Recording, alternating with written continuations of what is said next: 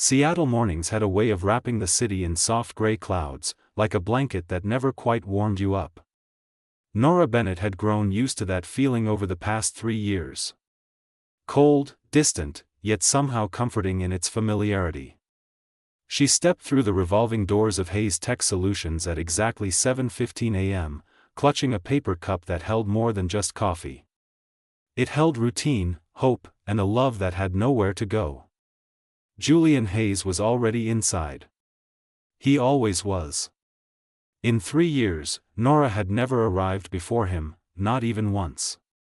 She caught her reflection in the polished elevator doors as they slid shut. A woman in her late 20s, dark hair pulled back in a simple bun, wearing a beige cardigan that swallowed her frame. Everything about her appearance whispered the same message: invisible, dependable, safe. That was exactly what she wanted to be. Or rather, what she thought she needed to be to stay close to him. The man made of ice. Julian Hayes stood 6 feet 2 inches tall, with dark hair that fell just slightly over his forehead when he forgot to push it back. His eyes were a piercing shade of blue that seemed to calculate everything they touched. People said he was handsome, but handsome felt too soft a word. Julian was striking in the way a winter storm was striking. Beautiful, powerful, and utterly unreachable. Nora knocked twice on his office door before entering. He was standing by the window, phone pressed to his ear, his free hand tucked into the pocket of his tailored charcoal suit. The morning light painted him in shades of gold and shadow, making him look like something out of a dream she had no right to dream. "Your coffee, Mr. Hayes," she said softly, placing the cup on his desk. He glanced at her for exactly 2 seconds. 2 seconds that made her heart stumble and race all at once. Then he nodded, his expression neutral, perfectly controlled. "Thank you, Nora." Those words should have felt like enough. After 3 years, she should have learned to survive on breadcrumbs. But the heart was a stubborn, foolish thing. The truth that broke her. That afternoon, Nora was walking back to Julian's office with a stack of revised contracts when she heard his voice through the half-open door. She raised her hand to knock, but froze. "Victoria, I know what you're trying to say, but it won't work." Julian's voice was lower than usual, strained with something that sounded almost like frustration. "She's been here for 3 years, Julian. Everyone can see how she looks at you." That was Victoria Pierce, his childhood friend and the company's chief operating officer. Her voice was gentle but firm. There was a pause. Then Julian spoke again, and each word landed on Nora like a stone thrown from a great height. "Nora's not my type. She's too plain, too ordinary. I don't see her that way. I can't." The world tilted. Nora pressed her hand against the wall, her fingers trembling so badly the contracts nearly slipped from her grasp. The words echoed in her mind, louder each time they repeated.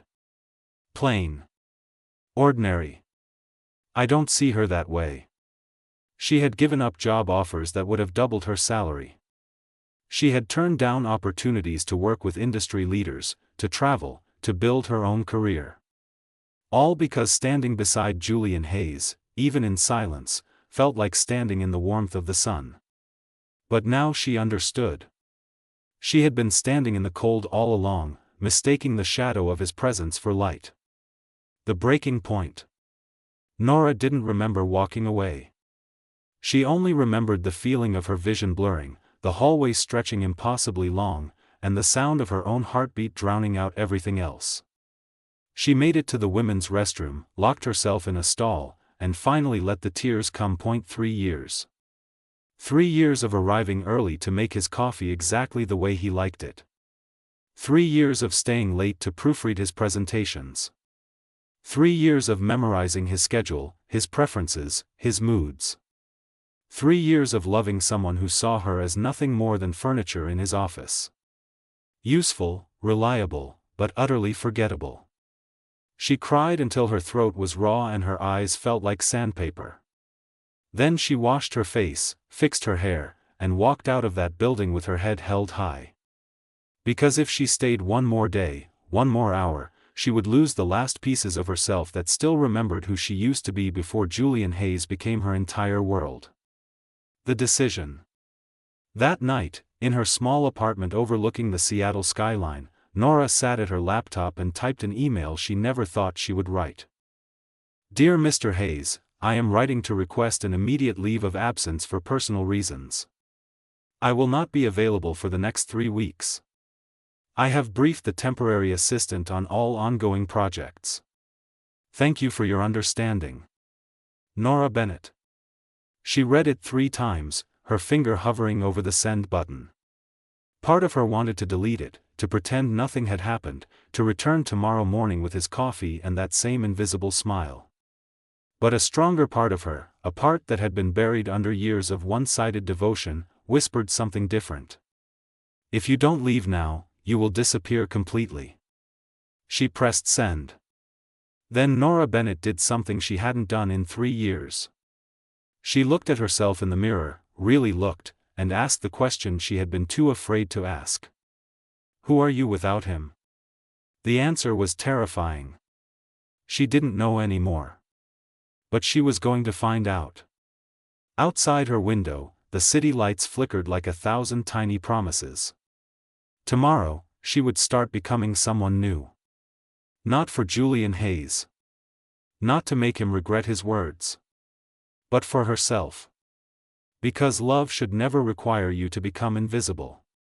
And Nora Bennett was done fading away. Nora woke up on the first day of her leave with sunlight streaming through her bedroom window, something she hadn't experienced in 3 years.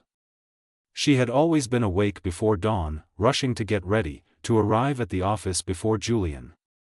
But today, she lay in bed and watched the light paint patterns on her ceiling, feeling something strange and unfamiliar stirring in her chest. It wasn't happiness, not yet. It was possibility. She made herself breakfast for the first time in months. Not a protein bar grabbed on the way out the door, but actual scrambled eggs, toast with butter, fresh orange juice. She sat at her small kitchen table and ate slowly, tasting each bite as if remembering what food was supposed to feel like when you weren't eating it out of obligation or routine. Her phone buzzed. A text from Victoria Pierce. Are you alright? Julian is acting strange. He keeps looking at your empty desk. Nora stared at the message for a long moment, then turned her phone face down on the table. She wasn't ready to think about Julian Hayes yet. She wasn't ready to wonder if he missed her or if he even noticed she was gone. Today was about something more important. Today was about remembering who Nora Bennett used to be before she became someone's shadow. The scissors that cut the past. The hair salon was bright and filled with the scent of lavender and mint. Nora sat in the chair, looking at her reflection with an honesty that made her chest ache. When had she started hiding? When had she decided that being small and invisible was the same as being safe? What are we doing today? The stylist asked, running her fingers through Nora's long, dark hair that reached halfway down her back. Nora took a breath. Cut it. Not just a trim. I want something completely different. The stylist smiled, understanding immediately the kind of change Nora was asking for. Sometimes we need to let go of what was to make room for what will be. As the scissors made their first cut, Nora felt tears spring to her eyes. But these weren't tears of sadness. They were tears of release. Each falling strand of hair felt like a year of silence dropping away, a piece of the old Nora who had made herself small for someone who never even looked down to notice. When the stylist finished, Nora barely recognized herself. Her hair now fell just past her shoulders in soft waves that framed her face, bringing out the warm brown of her eyes and the delicate curve of her cheekbones. She looked younger, brighter, more alive. You're beautiful, the stylist said softly. Nora touched her hair, feeling the lightness of it. I forgot I could be. The body that remembered strength. The next morning, Nora stood outside a gym 3 blocks from her apartment, wearing brand new workout clothes that still had the tags on them an hour ago. Her brother Owen had suggested this place, and now she understood why. It wasn't one of those intimidating gyms filled with perfect bodies and judgment. It was small, warm, filled with regular people who were just trying to become stronger versions of themselves. First time. A trainer approached her, a woman in her 40s with kind eyes and strong arms. Is it that obvious? Nora asked, feeling embarrassed. Everyone has a first time. I'm Rachel. Let me show you around. For the next hour, Rachel taught Nora the basics. How to use the machines, how to stretch properly, how to listen to her body instead of punishing it. And when Nora stepped onto the treadmill and started running, something unexpected happened. She started crying. Not from pain or exhaustion, but from the sudden realization that her body had been waiting for this. Waiting to move, to sweat, to feel strong instead of just functional. She had spent 3 years sitting at a desk, making herself smaller, quieter, less. And now, with each step, each breath, she was claiming space again. You're doing great, Rachel called out, and Nora believed her. The dream that woke up. Owen came over that evening with takeout and beer. Her older brother had always been her safe place, the one person who never let her lie to herself. You look different, he said, studying her face as they sat on her couch. I cut my hair. It's not just the hair, Nora. You look like you're waking up. She smiled, a real smile that reached her eyes. I think I am. Owen, do you remember what I wanted to do before I took the job at Hayes Tech? You wanted to start your own consulting firm. You had that whole business plan written out, remember? You were going to help small businesses with their digital transformation strategies. Nora nodded slowly. I gave that up. I told myself it was because the job with Julian was too good to pass up, but that wasn't true. I gave it up because I fell in love with him, and I thought if I stayed close enough, eventually he would see me. Owen reached over and squeezed her hand. And now? Now I think maybe it's time to stop waiting for someone else to see me and start building something that's mine. Something that has nothing to do with Julian Hayes or his company or his impossible standards. That's my sister, Owen said, his voice thick with pride. The woman in the mirror. 3 weeks passed like a fever dream. Nora woke up early every morning, but instead of rushing to make someone else's coffee, she went to the gym. She felt her body growing stronger, her shoulders straightening, her stride becoming more confident. She enrolled in an online business course and spent her evenings rewriting her old business plan, updating it with everything she had learned in 3 years of working at one of the most successful tech companies in the country. She bought new clothes, not to impress anyone, but because the old ones belonged to a woman who was trying to disappear. These new clothes fit properly, showed her shape, came in colors that weren't beige or gray. Deep blues, rich greens, and yes, one stunning red dress that made her feel like fire and courage wrapped in silk. She reconnected with old friends, people she had slowly let drift away because all her time and energy had been devoted to Julian. They took her to art galleries and concerts and late-night diners where they laughed until their sides hurt.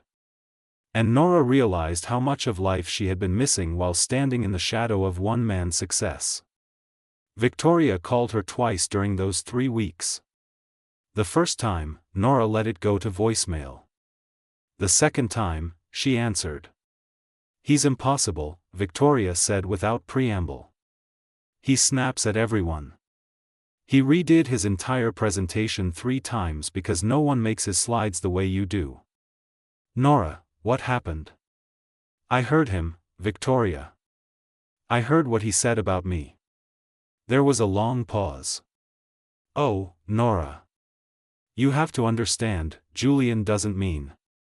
It doesn't matter what he meant.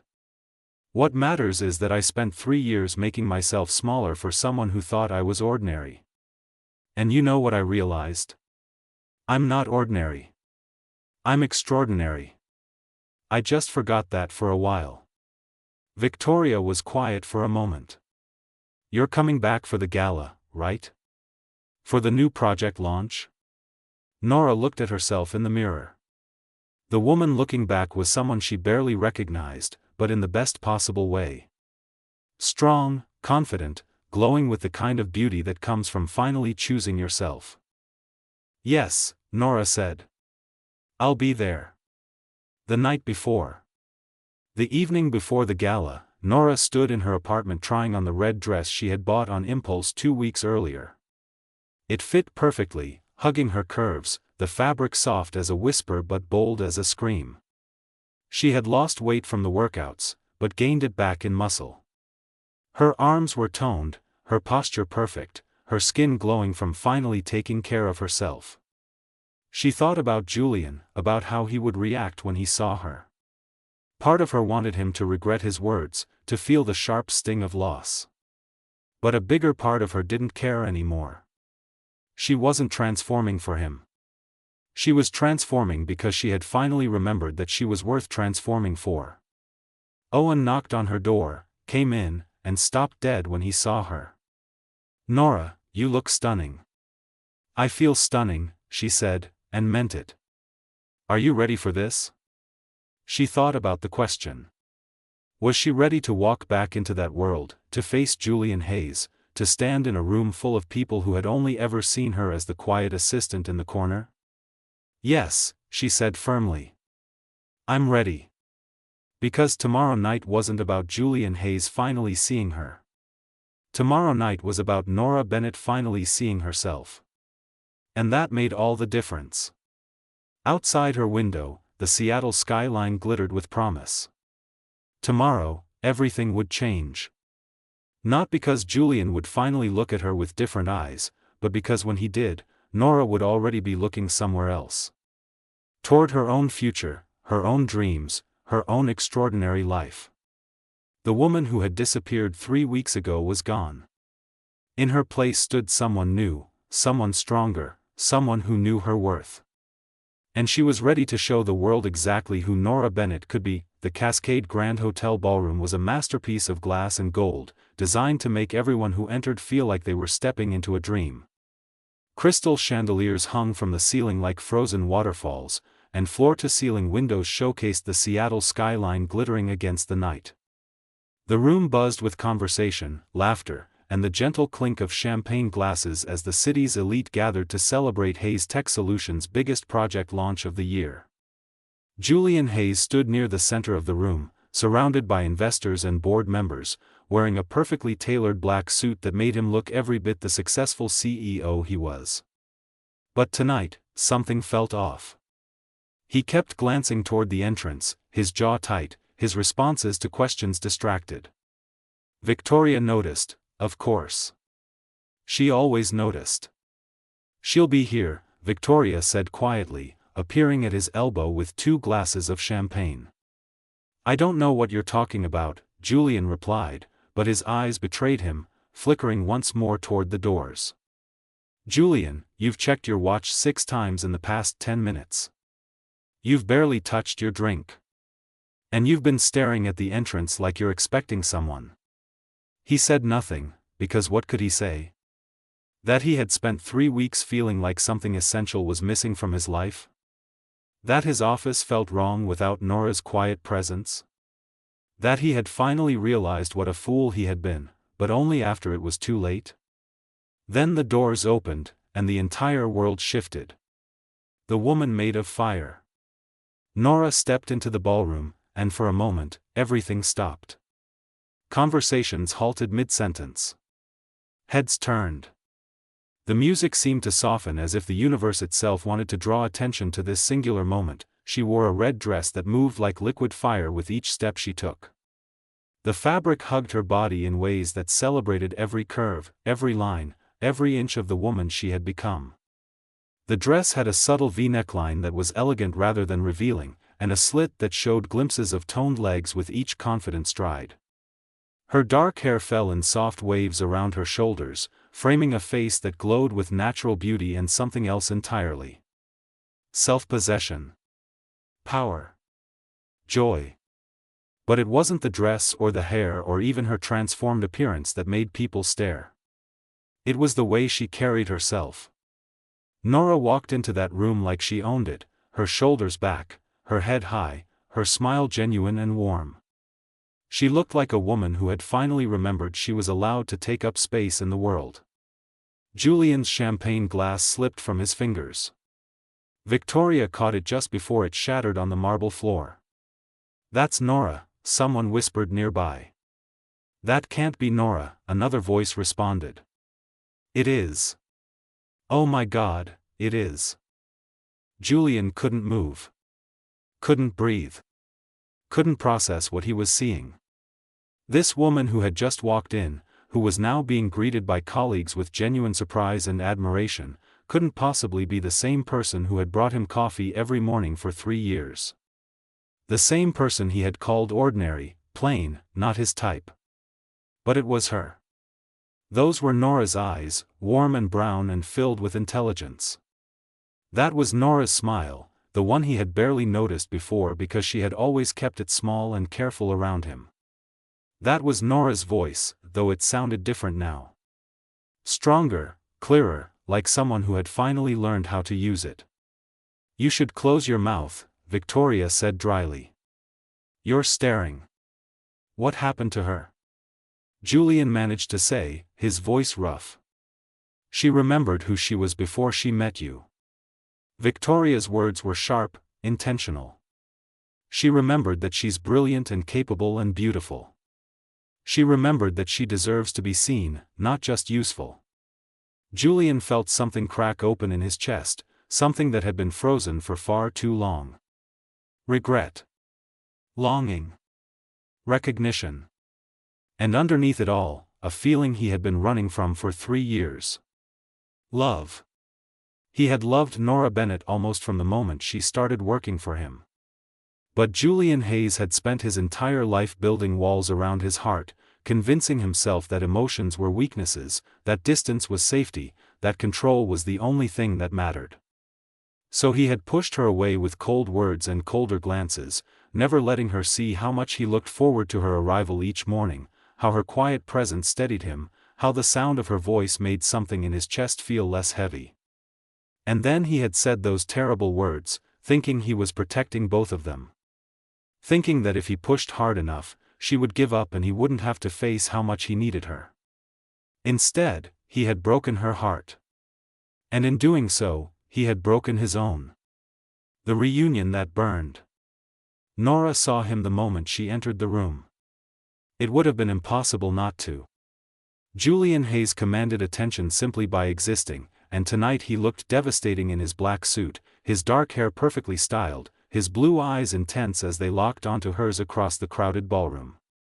For a moment, her heart stumbled. Old habits, old feelings. But then she remembered the sound of his voice saying those words. Plain. Ordinary. Not my type. And she remembered the woman she had been 3 weeks ago, small and invisible and desperately hoping for scraps of his attention. That woman was gone. Nora smiled, a real smile that had nothing to do with Julian Hayes, and turned to greet Marcus Chen, one of the senior developers who had always been kind to her. "Nora, you look absolutely stunning," Marcus said, his eyes wide with genuine admiration. "Thank you, Marcus. How have you been?" They fell into easy conversation, and Nora felt herself relax. This was what she had been missing. Connection. Real conversation with people who saw her as a person, not just an assistant who existed to serve someone else's needs.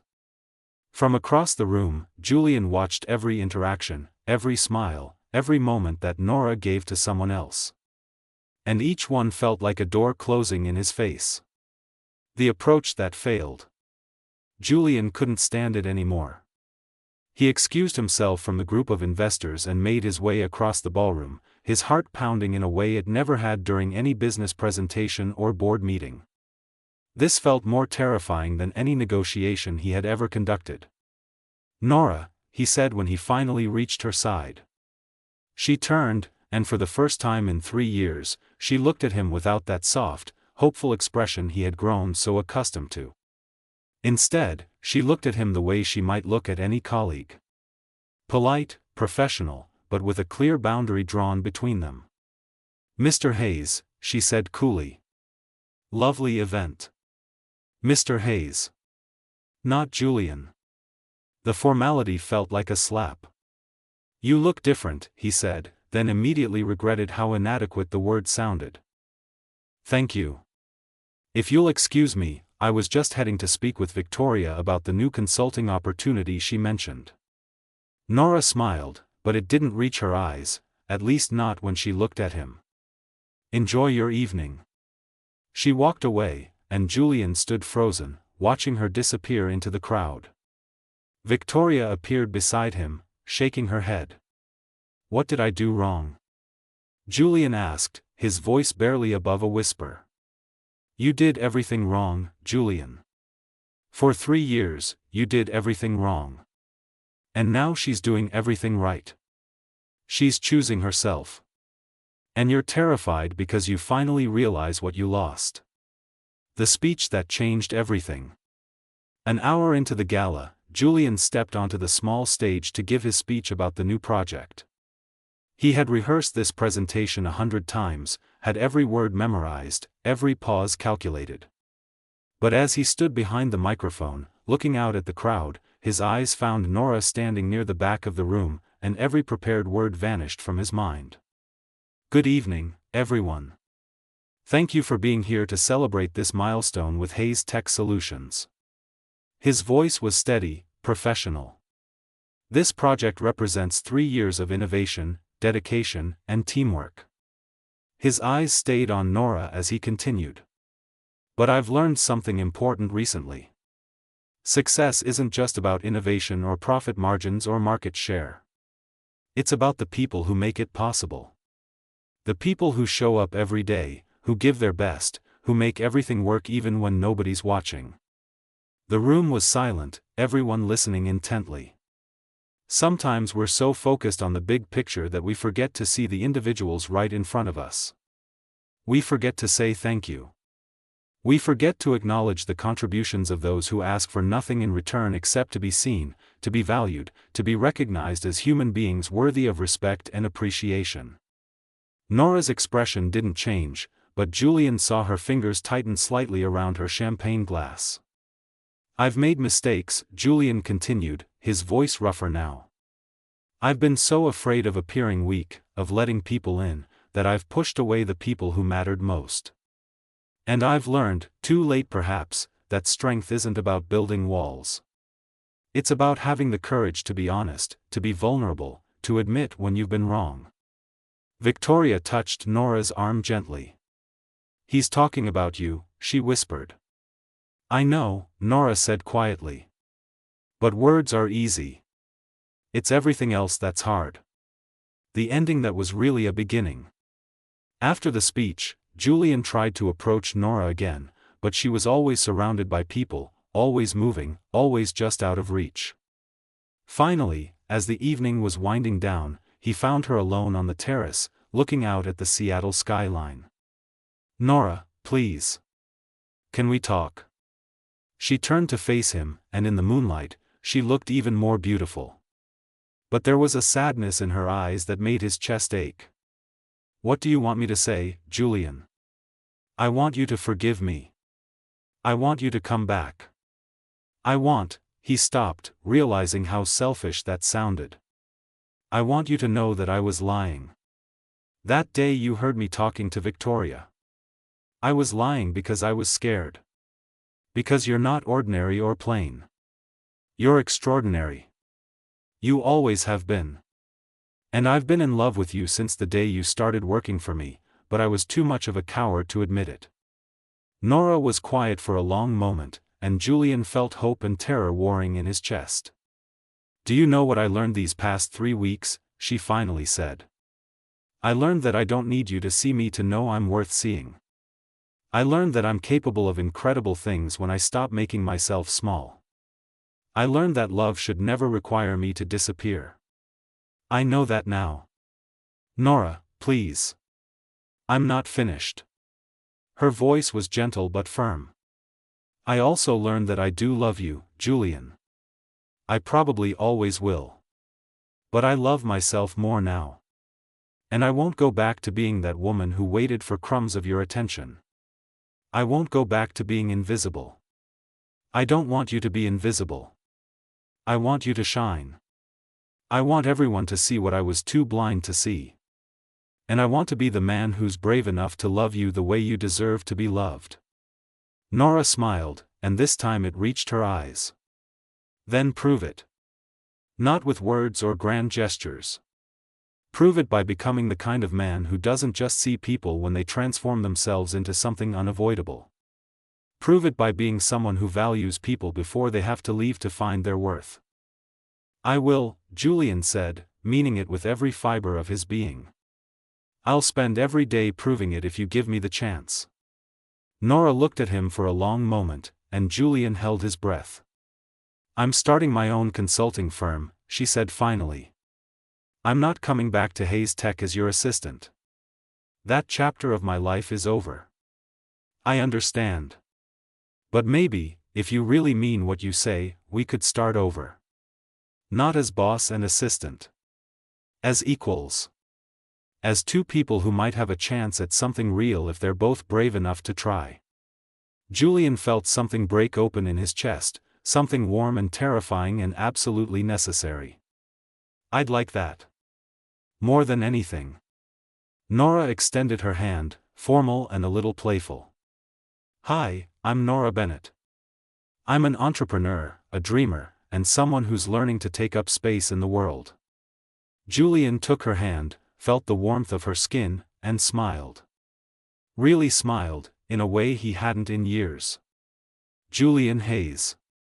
I'm a CEO who's learning that success means nothing if you're too afraid to love the people who matter.